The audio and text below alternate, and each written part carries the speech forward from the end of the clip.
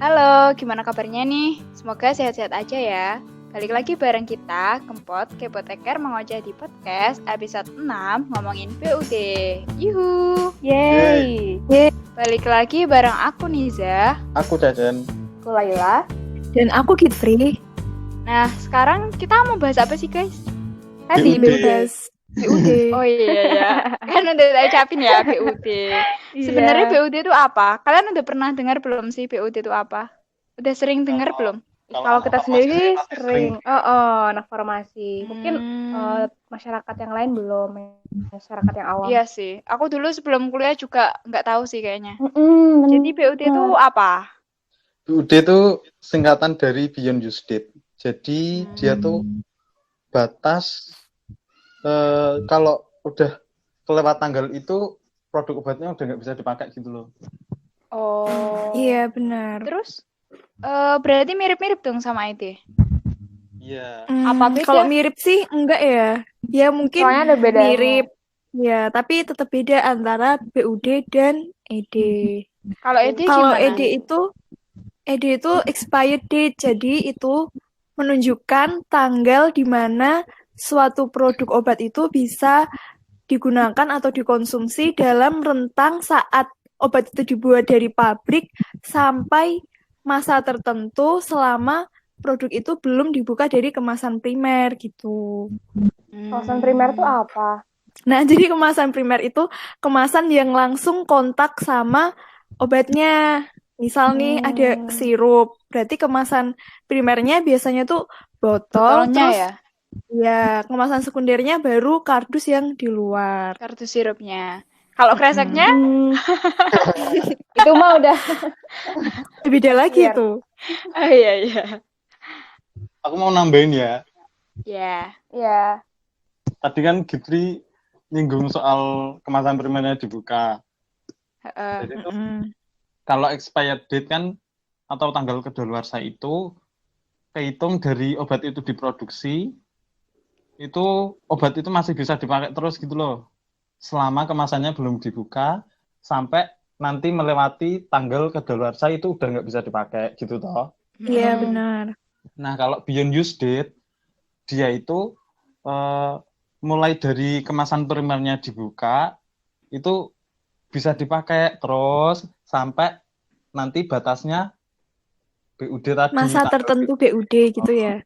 Nah kalau udah lewat BUD itu udah nggak bisa dipakai. Jadi bisa dibilang BUD itu lebih singkat dibandingkan dengan ED gitu toh. Iya benar Iya, banget. ya. Nah, mungkin masyarakat tuh belum tahu banyak tentang BUD karena ada obat yang nyantumin BUD, ada yang enggak gitu. Iya. Kalau Tapi yang ED kan jelas emang wajib. ya tapi wajib kalau BUD ED jarang. benar. Benar. Berarti sebenarnya penting nggak sih kita buat tahu BUD itu gimana, kemudian lamanya seberapa? Penting nggak sih menurut kalian? Penting banget. Penting. Karena berkaitan dengan efektivitas dari obat yang mau kita konsumsi. Dan selain itu juga berkaitan dengan resiko kalau misalnya obatnya itu melewati masa BUD dan masih kita makan. Itu resikonya tuh bahaya gitu. Iya, ada kontaminasi lebih gitu antara bakteri atau jamur atau mikroorganisme yang ada di luar dari kemasan primer yang nanti bisa masuk ke dalam obat itu. Jadi malah bikin obatnya itu terkontaminasi sama mikroorganisme dan nggak baik buat kesehatan kita gitu. Ini kan ngomongin sediaan pabrik ya. Kalau sediaan pabrik kan emang dibuatnya tuh kompleks gitu, ada formulanya dan dibuat sedemikian rupa supaya produknya itu aman sampai waktu yang lama mungkin ya. Nah kalau misalnya melewati masa BOD itu komposisinya itu udah nggak bisa mempertahankan keamanan itu lagi, jadinya resikonya kayak bahan-bahannya gitu ya, kandungannya. Iya, misalnya pengawet gitu kan, atau penstabil sediaan gitu. Nah itu takutnya udah nggak bisa mempertahankan lagi. Seperti itu untuk aman. Jadinya hati-hati aja kalau misalnya melewati BUD terus ngasih dimakan gitu. Aku mau nambahin penjelasan boleh? Iya, silakan Cacan. Yang poin pertama tadi kan kenapa kita kok nggak sarankan untuk mengonsumsi obat yang udah melewati BUD kan tadi yang pertama karena efektivitasnya atau khasiatnya udah nggak optimal. Udah berkurang. Nah, kenapa kok bisa kayak gitu? Kenapa? Soalnya obat itu kan bisa terdegradasi toh. Iya. Apa tuh terdegradasi? Kayak rusak. Kayak urai gitu ya? Rusak.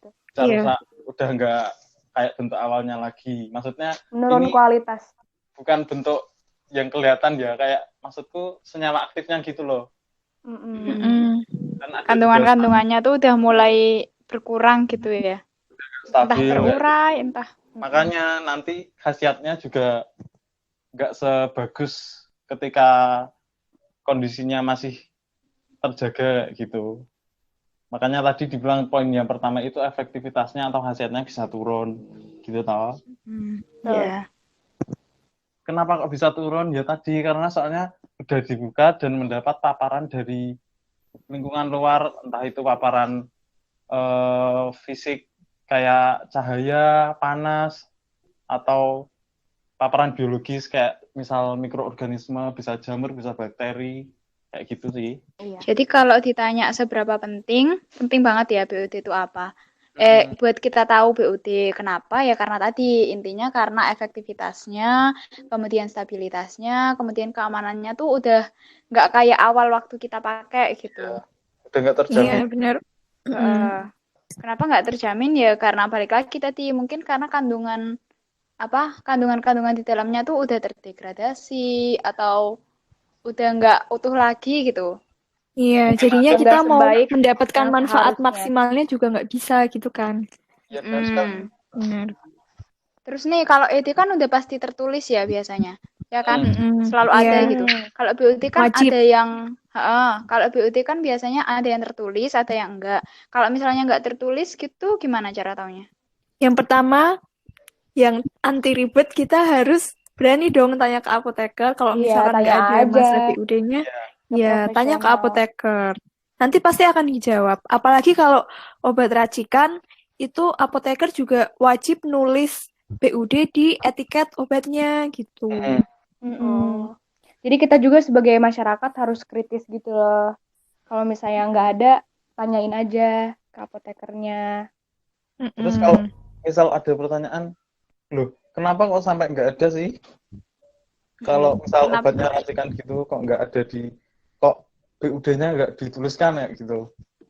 Oh, kalau misal itu nggak sih, puyer mungkin?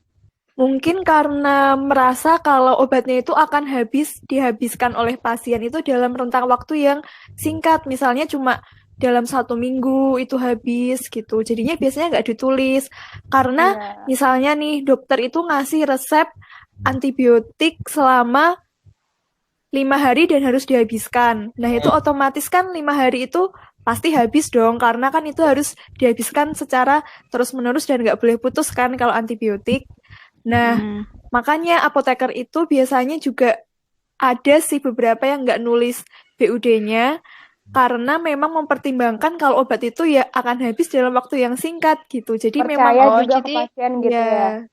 Jadi sebelum masa BUD-nya berakhir, obat itu udah habis duluan gitu ya. Makanya mungkin ada yang nggak nulis gitu.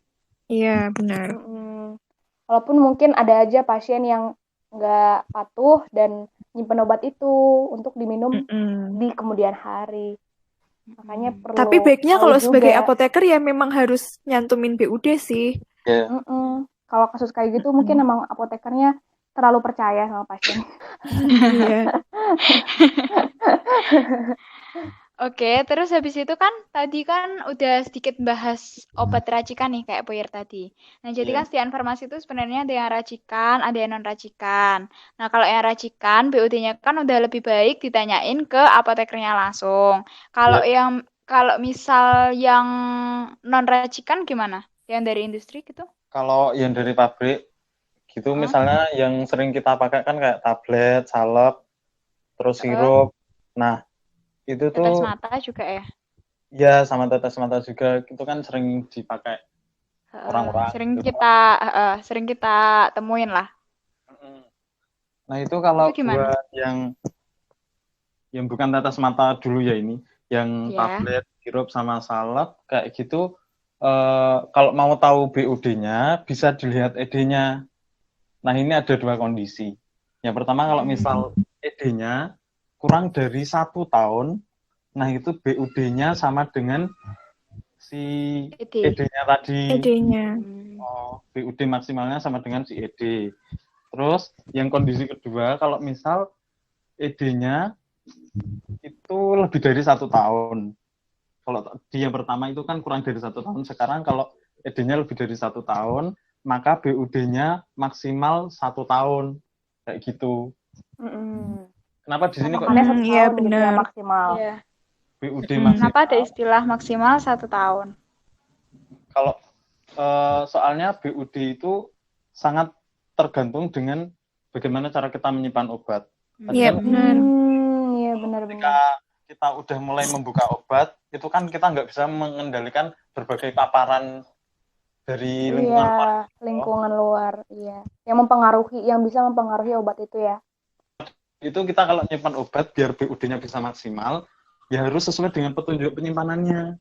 Biar obatnya yang lagi-lagi kita harus gitu ya? baca label kemasannya obat itu ya. Iya. Petunjuk penyimpanan.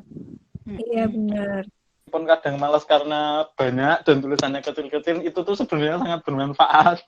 Sangat bermanfaat dan sangat penting. Iya, itu sih. Terus itu kan buat obat yang bukan tetes mata tadi. Kenapa tetes mata dibedain? Karena soalnya dia tuh masuk ke steril. Kenapa sediaan steril harus diperhatikan? Karena memang harus dalam kondisi steril. Ya, harus dalam kondisi steril.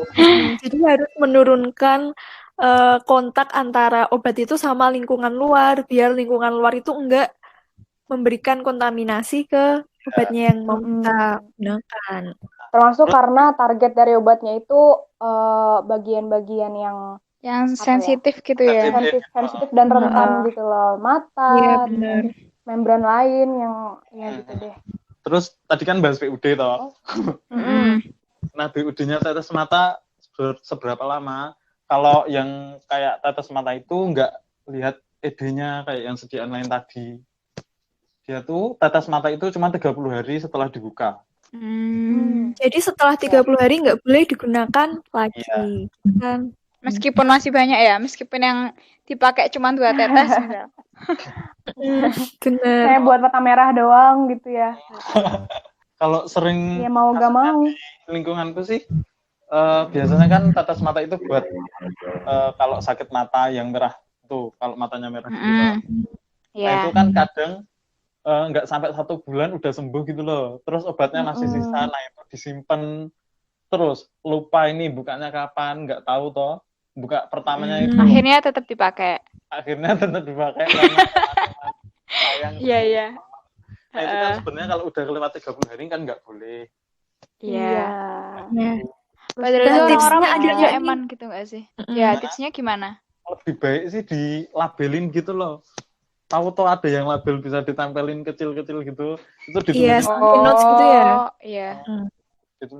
Ditulisin aja bukanya kapan kayak gitu, atau kalau enggak dari tanggal bukanya ini langsung dihitung 30 hari, ini 30 harinya nanti tanggal berapa terus ditempelin. Nah, habis itu setelah kelewat tanggal itu udah nggak usah dipakai gitu sih. Bisa. Itu berlaku juga nggak buat obat lain? Label kayak gitu?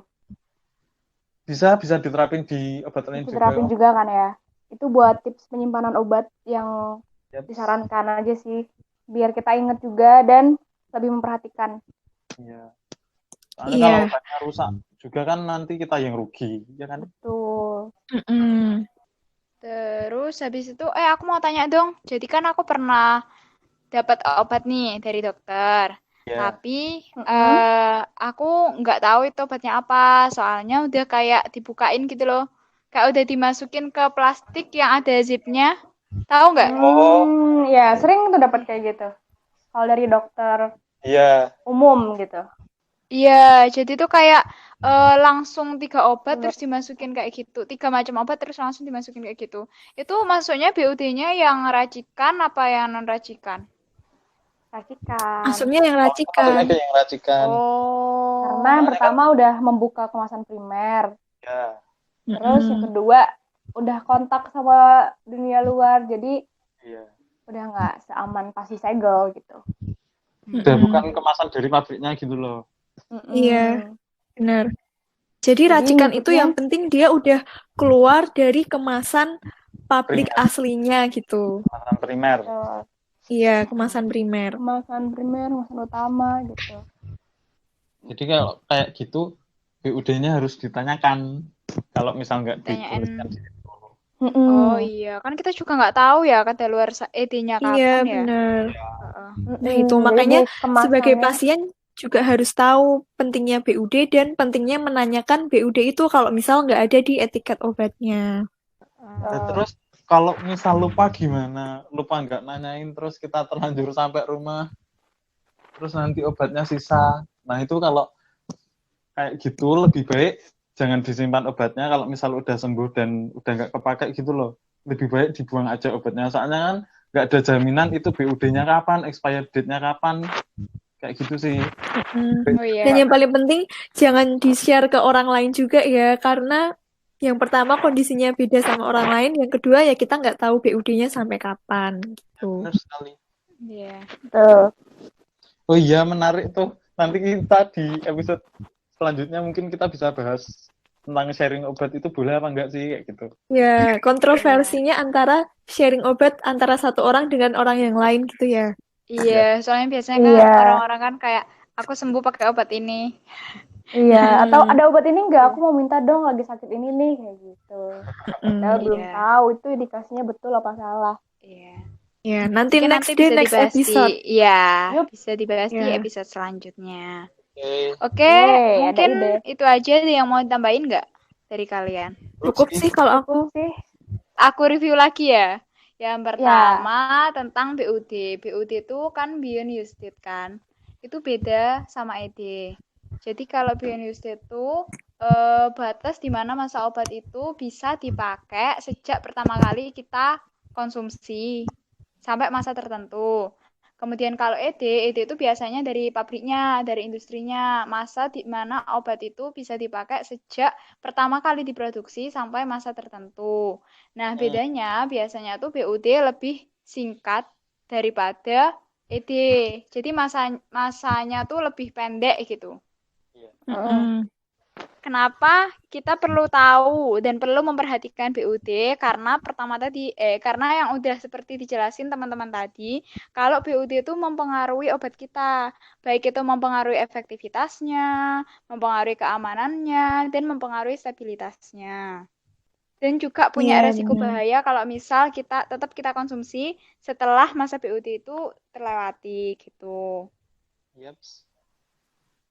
Terus kan obat sediaan farmasi itu kan ada dua, ada non-racikan sama racikan. Kalau misalnya racikan, ada baiknya BUD-nya kita tanyain langsung ke apoteker. Nah, kalau yang non-racikan, yang dari industri, itu tuh dibagi menjadi dua kan tadi.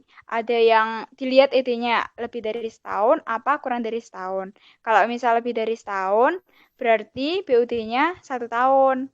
Kalau misal ED-nya kurang dari 1 tahun, berarti BUD maksimalnya adalah masa ED. Nah, kenapa ada BUD maksimal? Karena ya tadi, sesuai kita nyimpen obatnya kayak gimana, sesuai apa enggak gitu. Terus habis itu buat sediaan steril, kayak misalnya tetes mata, itu beda lagi. Biasanya BUD-nya lebih singkat daripada obat-obat lainnya. Kenapa gitu? Karena namanya juga sediaan steril kan, targetnya juga sensitif. Jadi masa BUD-nya lebih pendek. Kalau tetes mata tuh 30 hari. Oke, mungkin itu aja dari kita. Semoga bermanfaat. Amin. Kalau misalnya ada yang ditanyain lagi, bisa tanya ke Instagram kita. Apa tuh? @kepoteker_. Oh iya, atau ke channel YouTube kita. Kepoteker. Oke. Baik, sebelum kita pamit, ada baiknya kita tagline dulu ya. Harus. Siap. Kepoteker. We know. We share. We care. Yeay. Oke, sampai jumpa di episode selanjutnya. See you. Terima kasih.